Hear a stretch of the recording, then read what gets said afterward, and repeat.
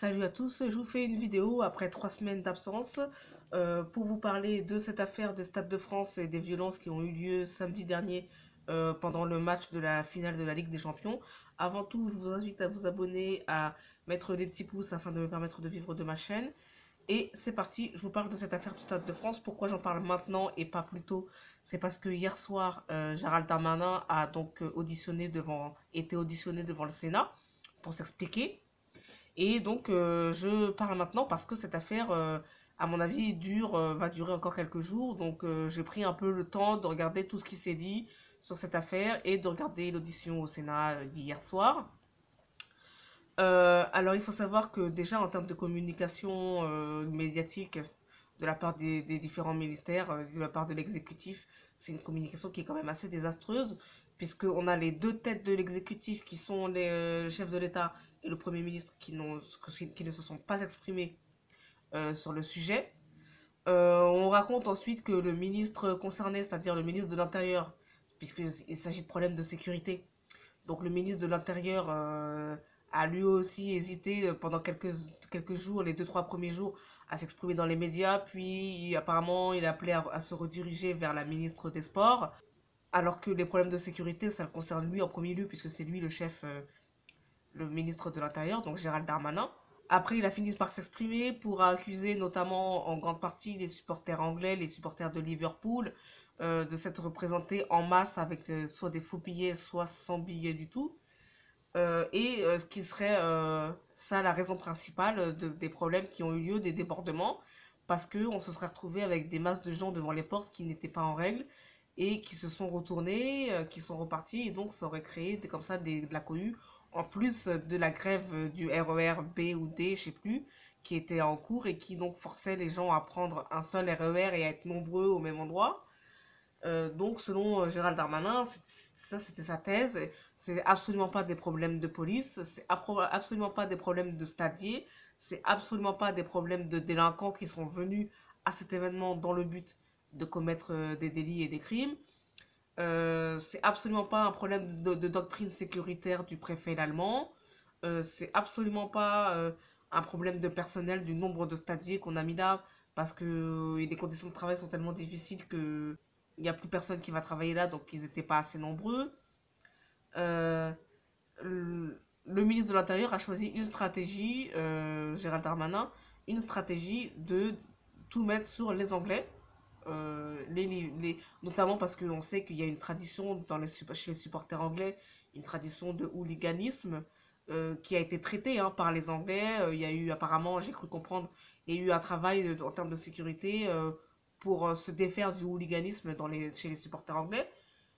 Mais c'est l'argumentaire. Et en plus, donc c'est un argument médiatique qui a été utilisé médiatique par Gérald Darmanin. Mais en plus, derrière, Gérald Darmanin a continué d'utiliser cet argument devant le Sénat et à ne surtout pas parler des délinquants qui étaient venus euh, dans le but précis de détrousser, violenter, il y a même eu des agressions sexuelles, etc. Donc Gérald Darmanin, il continue de détourner le problème. Et en plus, comme il y a un silence assourdissant de la première ministre Elisabeth Borne et du président de la République Emmanuel Macron, si vous voulez, là ils sont tout seuls, ça patine, la polémique dure depuis plusieurs jours, ça ne s'arrête pas et personne ne souhaite arrêter la polémique. Personne, personne n'y arrive et en plus vous avez la tête de l'État qui veut pas s'impliquer dans cette histoire. Donc, si vous voulez, et on est qu'au début du quinquennat, quoi. Donc, si vous voulez, il y a une cacophonie à la tête de l'État, là, qui est un désordre qui est en fait inadmissible parce que on a affaire à des gens qui sont là depuis 5 ans, qui sont plus des novices. Ce sont des gens qui ont 5 ans d'expérience, un mandat entier d'expérience avec des réformes qui ont été menées des actions qui ont été menées, un bilan, des polémiques qui ont déjà eu lieu, qui ont peut-être été réglées ou pas.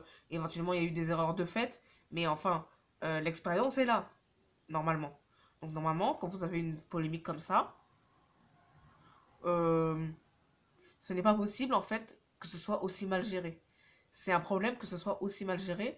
Alors, que la polémique soit mal gérée, après, c'est un problème. Parce que normalement, on est censé avoir une équipe qui est censée comprendre quand la polémique gonfle et qui est censée réagir comme il faut, etc. Et en plus, que cet événement en soi ait été mal organisé et mal pris en charge aussi au départ, c'est aussi un problème. Parce que c'est un événement, on a eu 3 mois pour le préparer. On a des policiers, on a des gens qui se réunissent en PC sécurité, en poste de commandement sécurité, qui se réunissent avec des plans de la ville, des plans des transports, des flux qui se réunissent avant l'événement, qui se disent on va gérer tel flux de telle manière, dans telle direction, de tel endroit, il y aura tant de personnes. En plus, ils ont été capables d'anticiper parce qu'apparemment, Gérald Darmanin a dit devant le Sénat que les supporters de Liverpool sont coutumiers de la fabrication de faux billets et que donc il était anticipable d'avoir plus de supporters anglais que de billets. C'était anticipable. Qu'il était capable, il le savait avant. Donc, ça veut dire que les dispositifs de sécurité, les dispositifs policiers qui relèvent du préfet de police et du ministre de l'Intérieur, visiblement, la doctrine qu'ils ont choisie était mauvaise. Ils n'ont pas été capables d'anticiper alors qu'ils avaient les informations en amont. Ça veut dire que la doctrine qu'ils ont choisi de mettre en place avec les informations qu'ils avaient n'a pas été la bonne alors qu'ils avaient les informations. Donc ça veut dire que ils n'ont pas été capables de prendre les bonnes décisions alors qu'on les paye pour ça. On les paye pour ça. Avec notre argent des impôts. Le préfet, c'est l'État dans les départements et les régions. Le préfet, c'est l'État. Ok? Le ministre de l'Intérieur, c'est l'État. Ils sont payés par la même chose. Ils sont payés par les impôts nationaux des Français pour savoir ça et faire correctement. Et en plus, apparemment, il se trouve que la France a été choisie pour organiser ce match, parce que ça devait se passer à Saint-Pétersbourg en Russie. La France a été choisie après la guerre en Ukraine pour organiser ce match, parce que la France était réputée comme ayant l'expérience et sachant organiser ça, notamment après la Coupe du Monde de 2016, etc. Donc, la Coupe d'Europe, je crois. Mais qu'est-ce qui s'est passé? Qu'est-ce qui s'est passé? Ça veut dire qu'on a des gens qui ont étudié, connaissent les informations, qui savent gérer l'État, qui sont des hauts fonctionnaires, qui ont des informations avant et qui prennent la mauvaise décision. Donc, qu'est-ce qui s'est passé? Qu'est-ce qui s'est passé? Là, en plus, vous avez vu la presse étrangère, on est la risée de toute l'Europe et du monde entier. Les Espagnols nous en veulent, les Anglais nous en veulent. Ils ont raison. En plus, nous, on s'acharne sur les Anglais pour ne pas parler des délinquants qui étaient là. C'est pas uniquement de la faute des délinquants. Parce que si vous voulez, à tous les événements, il y a toujours des délinquants qui viennent. Les événements, les rassemblements, c'est toujours, on le sait d'avance, c'est toujours l'occasion pour la petite criminalité de venir et de s'organiser sur les événements, hein. Ça, sachez que le préfet de police et tous ceux qui sont en charge de la sécurité, qui sont en charge de la police, savent déjà ça, hein. Euh, on peut dire que les délinquants étaient là et que c'est en partie de leur faute si ça s'est mal passé, mais il n'y a pas que ça, c'est pas la seule donnée qui existe, parce que les délinquants, quand tu es policier, les délinquants, c'est ton métier, hein.